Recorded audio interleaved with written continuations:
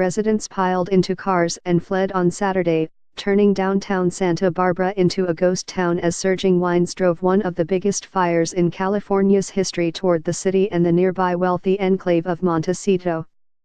The mandatory evacuations around Montecito and neighboring Summerlin came as winds that had eased a day earlier roared back at around 30 mph, 48 km per hour, with gusts to about 60 mph, 97 km per hour.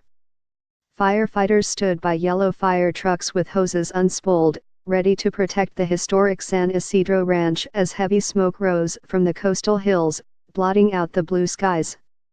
A portion of Santa Barbara also was under mandatory evacuation. The city's zoo was under voluntary evacuation, and workers there began putting some animals into crates and kennels as a precaution. In downtown Santa Barbara, Maya Schkoprutton, owner of Chocolate Maya, said she saw through the window of her chocolate shop smoke suddenly appear after strong winds blew through. "It was absolutely incredible," she said. "There was a huge mushroom of smoke that happened in just a matter of a few minutes." Restaurants and small stores on normally bustling State Street were shuttered, as they have been on and off for more than 10 days as the varying winds pushed the flames and smoke back and forth. "It's a ghost town, everything is shut down," Schkoprutton said. "It's very, very eerie." The northbound lanes of U.S. Highway 101, coming up the coast from Los Angeles, were closed for a few hours south of Santa Barbara, with cars stopped on the freeway.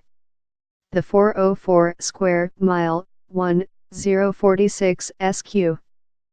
km, Thomas Fire was moving rapidly westward and crested Montecito Peak, just north of Montecito. Known for its star power, the enclave boasts the mansions of Oprah Winfrey, Ellen DeGeneres, and many other celebrities. "It is right above the homes," Fire spokesman Jude Olivas said. Winfrey expressed her dismay on her Twitter account. "Still praying for our little town." "Winds picked up this morning, creating a perfect storm of bad for firefighters," Winfrey tweeted. It was not clear if the former talk show host was in Montecito. Pierre Henry, owner of the Brioche Bakery in Montecito, said he got a text to evacuate Saturday morning as the fire approached homes. He estimated the fire was about a mile away. "The worst was the smoke," Henry said. "You couldn't breathe at all, and it became worse when the wind started. All the ashes and the dust on the street were in the air. It was very, very frightening." The city, according to Henry, became devoid of people except for firefighters and as many as 50 firefighter trucks. "We left everything," Henry said. "There is nobody in Montecito. Just firefighters."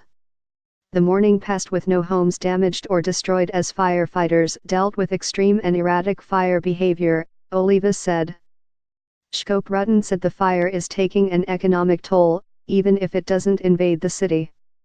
"It's tragic for businesses at this time of the year because this is when we make the money," she said. "Imagine all the restaurants, all the Christmas parties have been cancelled. People lost a ton of revenue in the past few days."